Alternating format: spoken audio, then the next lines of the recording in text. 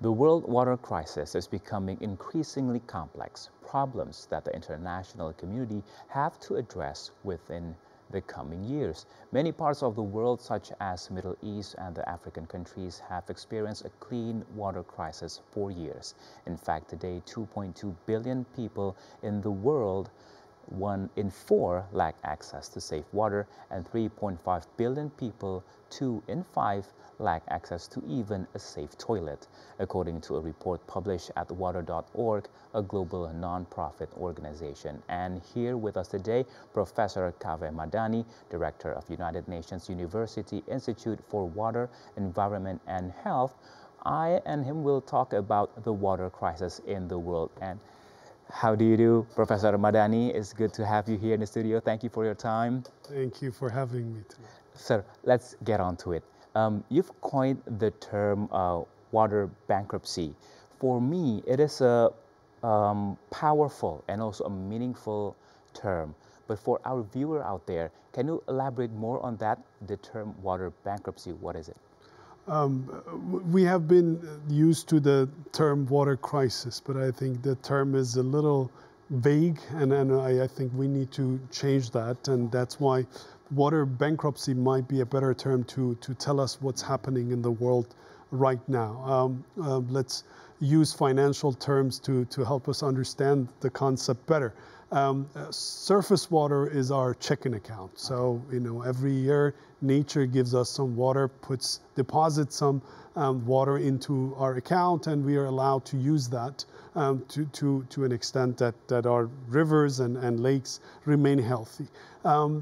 Groundwater is our saving account, the water that we inherited from our ancestors, from our grandparents. And you normally use the saving account when you're a little short in your checking account, but you then deposit money into it and keep your resilience. What we haven't been successful at is this. Instead of saving our groundwater for the future, we have exhausted our checking account, our surface water, and then have gone after our groundwater. As the result, not only we have dried up our rivers, lakes, streams, and so on, but also our groundwater is declining. As a result, we are seeing sinking cities like Jakarta and then other problems. Just look around the world and see what you're seeing.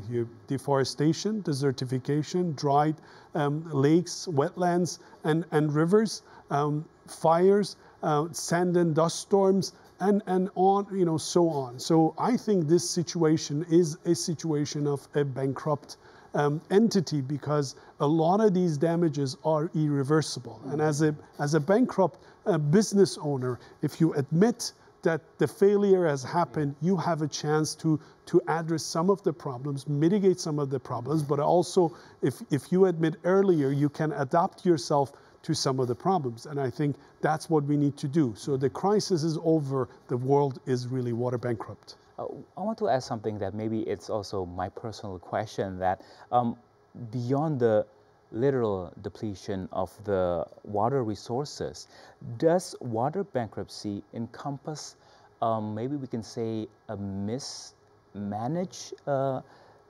governance, or maybe policy, or even us societal attitudes? Absolutely, because without humans on this planet, the nature has been able to regulate itself. Yes, nature has had dry years and nature has had wet years. Yeah. But the nature can regulate itself. Humans, as a result of bad management, as a result of not being able to balance development and their demand and supply, have created this situation. So some of the damages we create toward the ecosystem are permanent and lasting. As the result, we get the feedback as humans. Human societies are being affected, right? We know throughout history, sometimes civilizations have got destroyed because of the lack of water. And this is what we are seeing: forced migrations, farmers going bankrupt, ecosystems being affected, fish dying, and there's no shortage of problems when it comes to water around the world. But what makes it more complicated is that the nature of these problems are very different. In this country, at the same time, we are suffering from too much water, flood, and too little water. We have pollution. We have all these problems at the same time, and sometimes they're even conflicting, because how do I deal with it? And a society that is dealing with too much water doesn't have the bandwidth to also think about too little water. And this makes this, very challenging. And at the global scale, we are dealing with this problem that is even being exacerbated by climate change. Yeah. Well, we also know that the dry regions of the world, like maybe we can say the Middle East, the North Africa, are dealing with water scarcity, but you are saying that the whole world is dealing with water problems. Can you tell us more about that? Is it just them, the dry places, or how does that balance the world? I mean, so I think we're in Jakarta right now. If Jakarta, which is green and wet, has managed to create issues for its groundwater, then you understand that the problem of water scarcity and water bankruptcy is not restricted to the dry regions of the world, to the Middle East and North Africa. We are seeing droughts in Canada and farmers suffering from the lack of water in Canada, which is one of the countries with a lot of water. Yes. Think about it, you have the same situation in Brazil, in China, in some of the wettest places on the planet. So the problem of mismanagement and the mismatch of supply and demand is not restricted to the dry areas. Wherever you manage water poorly, you eventually face this problem. And unfortunately, this is what we are seeing. But the appearance of the problem is in different forms, and that's what makes us sometimes confused or distracted. Well, from the policy perspective, how does one even begin to address a problem? I mean, as pervasive as a global water bankruptcy, we can say, when the manifestations are so diverse across different parts of the world. I think the first step is to admit that the problem exists, and that's the issue of a bankrupt entity. If you're owning and managing a business that is bankrupt, you have two choices: going and taking more loans and promising that you would address the problem, or admitting that you're bankrupt. So every creditor, everyone you're having business with, understands that the situation is no longer sustainable, and that then there is a need for sitting down and thinking about what can be mitigated and where you have to adapt to the new situation. The problem we are having at the global scale is that the diversity of the problem. So it's very hard to have a dialogue that is inclusive. And unfortunately, I would say the global South voice is absent, and a lot of the stories are being told from the lens of the global North. We need more countries from the global South at the negotiations table, at the UN forums, talking about the diversity of the problems, talking about the 70% of the water in the world that goes into the agricultural sector to produce food, to create food security for the world, talking about the problems of the farmers that would lose their livelihood, not only their food, but their income as the result of no water. We don't have plans for them. We have not thought properly about these things. So it starts with admitting, and I think it also requires promotion by the media, promotion by the countries to ensure that these problems are being properly captured. Well, I think we also we can understand that this is a pressing matter. And is there still time for us to bring this matter up first, to have a dialogue with other countries, with bodies in the world?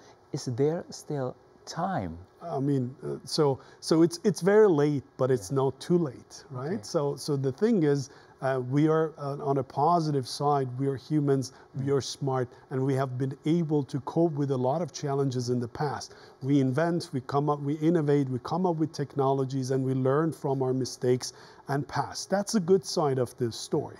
The sad and bad side of the story is that in the process of adaptation and learning from our mistakes, it's the poor and the most vulnerable communities that that are being impacted the most. We learned this in the COVID-19 crisis, that the poor communities suffered. We said at the beginning that the virus doesn't discriminate against rich or poor, but we learned that the rich could survive and the poor could not. And this is the problem that we must be careful about. Yes, we human beings can fight and can cope with this challenge and address some of the problems. Some of the damages are permanent and we cannot restore them or fix them. But what we need to be careful about is to create equity, to understand and appreciate the fact that some of the vulnerable communities and vulnerable nations would suffer more. And to address this issue, we have to facilitate the transfer of knowledge and science and technology and funds between and within nations to ensure that we create an inclusive and just future for the whole world. Well, how about this, Professor Madani? I mean, you said that one of the factors is us. We are responsible for the management of water in our region, our country, and the world. How about the climate change? What impacts does the climate change bring to this matter? Will it worsen or maybe even force us to work harder? Or, I mean, please enlighten us about this, our mismanagement and the climate change. So I already told you the house is on fire. Yeah. Now, climate change is adding, more fuel yes. to this crazy fire, and it exacerbates the situation. Climate change is not the main cause of our water problems. The water problems have been there, and we have created them through mismanagement and bad management and lack of foresight. But climate change certainly is putting more pressure on us. Of course, it can create a motivation or incentive for us to address this problem, but at the same time it means that the runway is very short. We don't have much time because climate change is making some of the dry areas drier. It creates more extreme events like floods and droughts and fires and other things that we have been experiencing, lots of natural disasters, water related. It also increases the water demand of some of the crops, so they need more water through the evapotranspiration process. So our demand is increasing. At the same time, population is increasing. We need more water for more food, more energy, more goods, and more production. And then the water is becoming more limited. Our glaciers are melting. Yeah. Our problems are getting worse and worse. And this imbalance is being created. We have built our nations, cultures, norms, societies around a norm, a natural norm. And that natural norm is being disturbed and disrupted right now. And we are not equipped to deal with this new reality or this new normal. Well, Professor Madani, there's a lot of things to talk about, but unfortunately we are limited by time. We must have you again on this table speaking to us. But finally, what single message would you most want the world to take away from our conversation today about this global water bankruptcy? I think, I'm in Jakarta and I look forward to coming back. I think the world should know that the current narratives about the water are not inclusive, and they don't appreciate the complexity and reality and diversity of the problems we are facing in the global south. And through your help and other colleagues, scientists and activists in the global south, I hope we do a better job in bringing attention to the reality of the problems here. Well, thank you very much, Professor Kafeh Madani, Director of the United Nations University Institute of Water, Environment and Health. We must have you again here.